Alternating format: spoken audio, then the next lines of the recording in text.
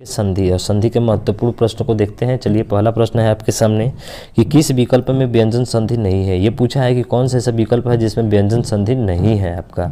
तो ध्यान रखिएगा, इसने नहीं पूछा है। अन्वय की बात करते हैं, क्या अन्वय होगा, क्या वाग्जाल होगा, क्या अजंत होगा या क्या जगदम्बा होगा।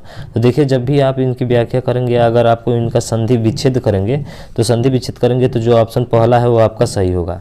ये इसमें जो है आपका व्यंजन संधि नहीं है। क्यों नहीं है? क्योंकि जब अन्वय को तोड़ेंगे तो आप जो होगा ये अनुधन व अय होगा। क्या होगा? अनुधन अय होगा। यानी उ और अ के मिलने से क्या बनता है? व बन जाता है। तो इसमें जो संधि होगी वो कौन सी संधि होगी सर? तो अन्वय में जो संधि होगी आपका यड़ संधि होगी। कौन सी संधि होगी? यड़ संधि होगी। तो चलिए देख लीजिए, इसमें आपको दिया गया है कि अनुधन य अन्वय होता है। क्या होता है? अनुधन य जो होता है अन्वय होता है।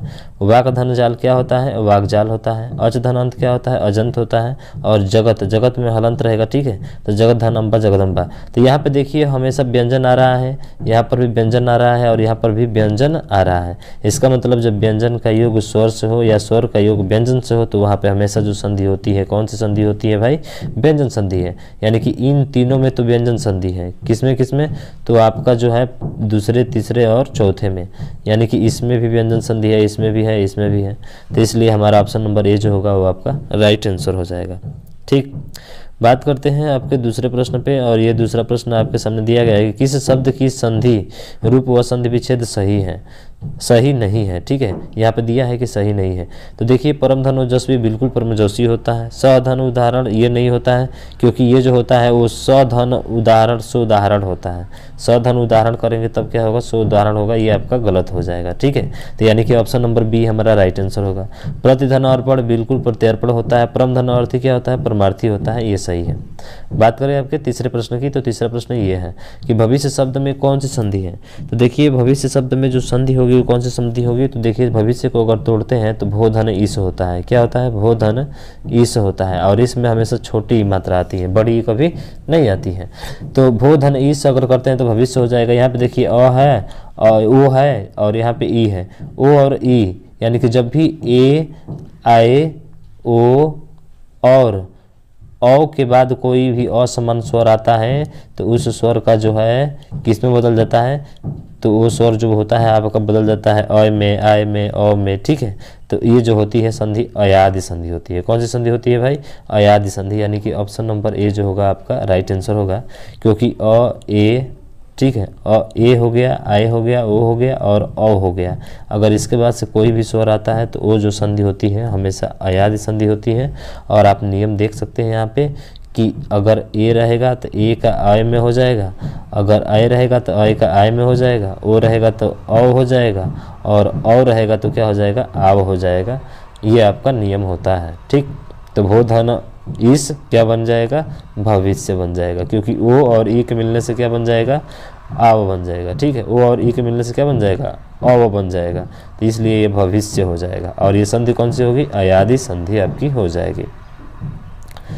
चौथा प्रश्न है कि किस विकल्प में व्यंजन संधि है। अब इसमें पूछ लिया है कि कौन सा ऐसा विकल्प है जिसमें व्यंजन संधि है। क्या व्यंजन संधि है? तो आपको बताना है कौन सी ऐसी संधि है जिसमें आपका व्यंजन संधि है। क्या बीजांकुर होगा, क्या स्वेच्छा होगा, क्या मातृक्षा होगा या अनुच्छेद होगा। तो हमको पता है और आप सभी को भी पता होगा, हम जानते हैं, ऑप्शन नंबर आप डी पे गए होंगे, अनुच्छेद होगा। क्योंकि जो अनुच्छेद होता है वो बना होता है अनुधन छेद। किससे? अनुधन छेद। तो अनुधन छेद करेंगे तो देखिए यहाँ पे आधा छ है, आधा छ का मतलब व्यंजन है और यहाँ पे स्वर है। और व्यंजन और स्वर का जब भी योग होता है तो क्या बनता है? व्यंजन संधि बनती है। इसलिए ऑप्शन नंबर डी हमारा क्या होगा? राइट आंसर होगा। बीजांकुर की बात करें तो बीज धन अंकुर हो जाएगा। स्वेच्छा की बात करें तो स्वधन इच्छा हो जाएगा। मातृक्षा की बात करें तो मातृधन इच्छा हो जाएगा। ठीक है, मातृधन इच्छा हो जाएगा। तो ये सभी जो है आपके स्वर संधि के प्रकार हैं और ये जो है आपका किसका है? तो ये है आपका व्यंजन संधि के प्रकार। यानी ऑप्शन नंबर डी आपका राइट आंसर हो जाएगा। पांचवा प्रश्न आपके सामने देख लीजिए, नीचे दिया भी गया है कि व्याख्या इसकी किया गया है कि अनुधन छेद, अनुच्छेद, अनुच्छेद में कौन सी संधि है? व्यंजन संधि है। तो देखिए दिया गया है कि अ आ ई के बाद से जब भी छ आता है तो दोनों के बीच क्या आ जाता है? च का आगमन हो जाता है या च आ जाता है। जैसे कि यहाँ पे दिया गया है और भी व्याख्या में आपको बताया गया है कि भाई स्वछंद का क्या होगा? स्वधन छंद, स्वछंद। और देखिए अ है और यहाँ पे क्या है?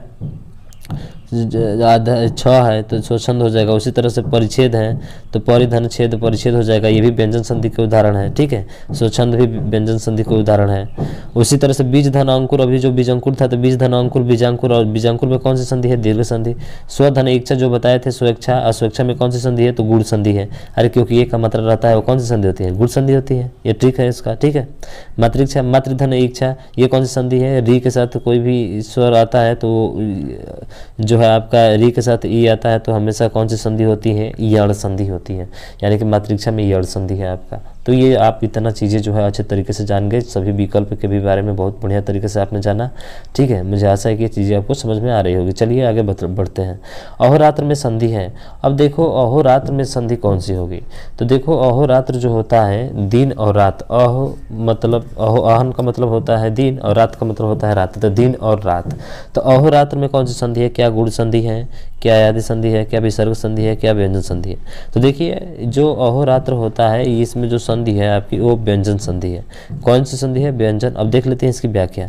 जैसे देखो यहाँ पे अगर इसका संधि विच्छेद करेंगे तो अहन धन रात्रि होता है और इसका मतलब होता है अहोरात्र। और देखिए ये व्यंजन आ गया, जब भी हलंत लगता है तो व्यंजन होता है। अब व्यंजन के साथ कोई भी व्यंजन आता है तो हमेशा व्यंजन संधि होती है, चाहे स्वर है चाहे व्यंजन है। ठीक, तो इसका मतलब है कि आपका इसमें कौन सी संधि है? व्यंजन संधि है। अहन धन रात्रि होता है, अहन का मतलब दिन और रात्रि का मतलब रात, दिन और रात हो जाएंगे। ठीक, बात करते हैं अगले प्रश्न पे। अगला प्रश्न है छोड़ा आपका कि उच्च श्रृंखला शब्द में कौन सी संधि है? तो उच्च श्रृंखला शब्द में कौन सी संधि है? क्या दीर्घ संधि होगी, क्या व्यंजन संधि होगी, क्या आदि संधि होगी, या फिर यण स्वर संधि होगी?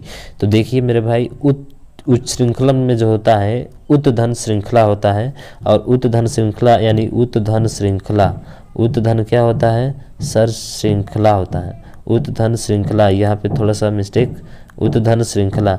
और उत्धन श्रृंखला जो होता है हमेशा उत्धन श्रृंखला बनेगा। और देखिए यहाँ पे क्या आ रहा है? आधा तो आ रहा है यानी व्यंजन आ रहा है, तो सीधा लगाएंगे किस पे? व्यंजन संधि पे। यानी कि इसमें उच्च श्रृंखला में जो होता है वो व्यंजन संधि होता है। देख लीजिए जब भी त और द आता है और उसके बाद से तलावी स आता है तो च का आगमन हो जाता है, यानी त द च में बदलेगा और स जो है आपका छ में बदलेगा। इसलिए उत्धन श्रृंखला से क्या बन जाएगा? उच्च श्रृंखला बन जाएगा, और यही आपका सही होगा। और ये कौन सी संधि होगी इसमें? तो व्यंजन संधि होगी। कौन सी संधि? व्यंजन संधि। ठीक, उसी तरह से उद्धार है तो उद्धार में ऐसे देखिए कि पूछा है कि उद्धार में सही संधि विच्छेद होगा, तो ऐसे देखिए उद्धार, तो देखिए तो जो है हमेशा ध में कब बदलता है? तो जब व्यंजन संधि होती है, आधा तो।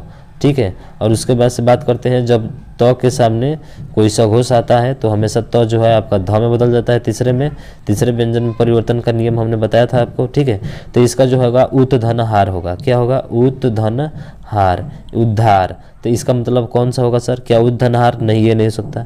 उद्धनहार बिल्कुल नहीं, उद्धनहार नहीं, ये आपका ऑप्शन नंबर सी, यानी उत्धनहार जो होगा व्यंजन संधि होगी, और यही आपका इसका विच्छेद होगा।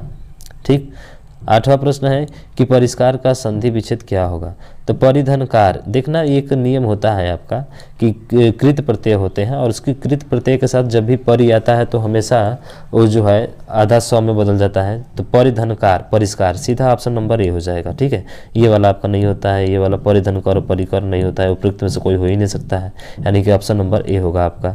अब देख लीजिए नीचे इसकी व्याख्या दिया गया है कि जब भी आपका जो है व्यंजन संधि नियमानुसार अगर परि के साथ कृत प्रत्यय यानी कि कर, कार, करण हो गया। ठीक है, कर, कार क्या हो गया? करण हो गया, कृत हो गया, उसके बाद से कृति हो गया, कर्ता हो गया। तो ये जब भी आते हैं तो हमेशा याद रखिएगा इसका जो होता है आपका हमेशा स का आगमन हो जाता है। जैसे परिधनकर परिष्कर हो जाएगा, परिधनकार परिष्कार हो जाएगा, परिधनकरण परिष्करण हो जाएगा, परिधनकृत परिष्कृत हो जाएगा, परिधनकृति परिष्कृति हो जाएगा, परिधनकर्ता परिष्कर्ता हो जाएगा। ठीक है, तो इस तरह से जो है स का क्या हो जाता है? आगमन हो जाता है, और एक नियम होता है ये। ठीक, तो इससे जो होगा परिधनकार परिष्कार हो जाएगा, तो ध्यान रखिएगा। अगला प्रश्न है कि क्रियान्वयन का सही संधि विच्छेद होगा। तो देखिए क्रियान्वयन का सही संधि विच्छेद क्या होगा? क्रियाधन वयन होगा। ठीक है, क्रियाधन वयन होगा, या क्रियाधन अन्वयन होगा, या क्रियाधन अवयन होगा, या क्रियाधन आयन होगा। तो देखिए क्रियान्वयन जो होता है, एक क्रियान्वयन की बात करते हैं तो क्रियाधन अन्वयन होगा, यानी कि जो हमारा बी होगा वही आपका राइट आंसर होगा। तो ध्यान रखिएगा क्रियाधन अन्वयन क्रियान्वयन होता है। और ये कौन सी संधि है अगर इसमें पूछा जाए तो देखिए आ और अ का योग जब भी होता है तो आ में बदलता है। और ये कौन सी संधि है? अगर इसमें संधि आपसे पूछ ले तो इसमें जो संधि होगी वो आपकी दीर्घ संधि होगी। कौन सी संधि होगी? दीर्घ स्वर संधि होगी आपकी, ठीक है ना। तो मुझे आशा है कि ये चीज़ें आपको समझ में आ गई होगी। चलिए 10वें प्रश्न की बात करते हैं। तो 10वां प्रश्न है आपके सामने कि निम्नलिखित में से कौन सा विकल्प गलत है? तो देखिए भाई, थोड़ा सा आप सही से पढ़िएगा क्योंकि ये गलत पूछा है, ठीक है। जैसे कि रवि धन इंद्र, बिल्कुल सही है सर, रविंद्र होता है। कपि धन ईश, बिल्कुल सही, कपीश होता है। श्री धन ईसा, श्रीसा होता है। क्या श्री धन ईसा होता है? श्रीसा। अनुधन उदित, क्या हो जाएगा? अनुदित। इसमें से कौन सा सही है? तो देखिए इसमें से जो आपका गलत पूछा है इसने, तो गलत तो ये है। अनुधन उदित, अनुदित बिल्कुल सही है। ये तीनों आपके सही हैं, बस आपका गलत है। तो कौन सा गलत है भाई साहब? तो आपका ये गलत है। श्रीधन ईसा, ईसा में आपका बड़ी ई आता है, छोटी ई नहीं आता है, ठीक है। तो ध्यान दीजिएगा, हमेशा यहाँ पे जो ईसा होगा वहाँ पे क्या होगा?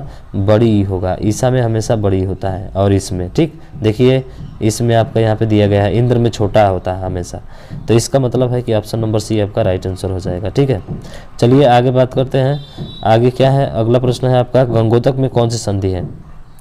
ये भैया इसे देख लो, ओ का मात्रा आ रहा है तो ओ का मात्रा किस में आता है? अरे गुण संधि में आता है सर। ओ का मात्रा किस में आता है? गुण संधि में। सीधा सीधा जवाब हो जाएगा हमारा, गुण संधि है। अरे गंगा धन उदक, अधन ओ बन जाता है। और ओ कौन सा है? अगर एक मात्रा ऊपर लगती है, एक का मात्रा लगे या ओ का मात्रा लगे तो हमेशा कौन सी संधि होती है? अरे भाई गुण संधि होती है। कौन सी होती है? गुण संधि होती है, ठीक। हाँ, तो बहुत आसान है, इसमें कोई फंसना वसना कुछ नहीं है। देखो हाँ, परिधन इच्छा, ये ध्यान रखना, परिधन इच्छा, ये परीक्षा, ये बहुत महत्वपूर्ण प्रश्न है। दीर्घ संधि है, इसमें पूछा जाता है हमसे, ध्यान रखना इसका, ठीक है। चलिए, परिधन शब्द क्या बनता है? तो परिधन शब्द, ये सर अभी तो बताया परिषद बनता है। और परिधन शब्द क्या बनता है? परिषद बनता है। और ये कौन सी संधि है? व्यंजन संधि। यार बिल्कुल सही, यहाँ पे 100 है ना, देखिए 100 है तो 100 का मतलब सर आधा 100 प्लस 100 से मिलकर बना हुआ है, यानी कि पहले आधा 100 आ जाएगा तो व्यंजन हो जाएगा। और जब व्यंजन के साथ कोई भी स्वर आता है तो हमेशा व्यंजन संधि होती है। इसका मतलब है सर ऑप्शन नंबर डी आपका राइट आंसर हो जाएगा, इसमें कुछ समझना नहीं है, ठीक है। हाँ, 13वां प्रश्न है कि निम्नलिखित में से कौन सा विकल्प सही नहीं है? अरे भाई साहब विकल्प सही नहीं है, सही नहीं है, बड़ा बढ़िया से पढ़िएगा तनी, ठीक है। सही नहीं है। सुधन अक्ष स्वच्छ बनता है क्या? सुधन अक्ष क्या स्वच्छ बनता है? स्वधन अक्ष क्या स्वच्छ बनता है? सुधन अवक्ष क्या स्वच्छ बनता है? अरे भाई ये यही नहीं पता है, सुधन अक्ष होता है आपका, क्या होता है? सुधन अक्ष होता है, यानी कि ऑप्शन नंबर ए होगा, सुधन अक्ष स्वच्छ होता है, ठीक। ये ध्यान रखिएगा। और कौन सी संधि है इसमें? तो यड़ संधि है, क्योंकि ऊ के साथ कोई असमान स्वर आता है तो वो अ में बदल जाता है। किस में बदल जाता है? अ में बदल जाता है, तो इसलिए स्वच्छ होगा। और स्वच्छ का सही संधि विशेषक सुधन अक्ष होगा, ठीक है। तो ध्यान रखिएगा, इसका ऑप्शन नंबर ए होगा आपका।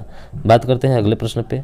और अगला प्रश्न, और ये रहा आपके सामने अगला प्रश्न कि वसुदेव शब्द का संधि विच्छेद क्या है? तो वसुदेव शब्द का जो संधि विच्छेद होगा वो क्या होगा? तो वसुधा धन एव, यार वसुधा धन क्या होगा? एव होगा, यानी कि ऑप्शन नंबर क्या होगा? सी होगा, सीधा सीधा बात है, ठीक है। वसुधा धन आयव नहीं होता, अधायव नहीं होता है, ठीक है। तो सीधा सीधा आपका सी ऑप्शन जो होगा सही होगा। वसुधा धन एव क्या बनता है? वसुधैव बनता है। उसके बाद से बात करें व्रण का सही संधि विच्छेद होगा, तो व्रधन न, यार वो ये आपका न में ड़ में परिवर्तन वाला नियम है, ठीक है। तो देख लीजिए इसका व्रधन न, ऐसे ही बता दिया हमने, व्रधन न होगा व्रण होगा। ये हो नहीं सकता, ये हो नहीं सकता, अरे हो नहीं सकता, ये हो नहीं सकता कि आपको ये संधि जो पढ़ाए वो आ नहीं सकता, ठीक है। ऐसा हो नहीं सकता, यानी कि ये वाला गलत होगा आपका। यानी कि हमारा जो होगा वो व्रधन क्या होगा? न होगा। अब व्रधन न, जब भी र के बाद से कोई न आता है तो ड़ में परिवर्तित हो जाता है, इसलिए इसका जो होगा ऑप्शन नंबर बी होगा। मुझे आशा है कि चीज़ें आपको समझ में आई होगी। तो भाई साहब थोड़ा सा ये काम कर दीजिएगा कि इस वीडियो को ज़्यादा से ज़्यादा शेयर कर दीजिएगा। आज के लिए बस इतना ही। जय हिंद।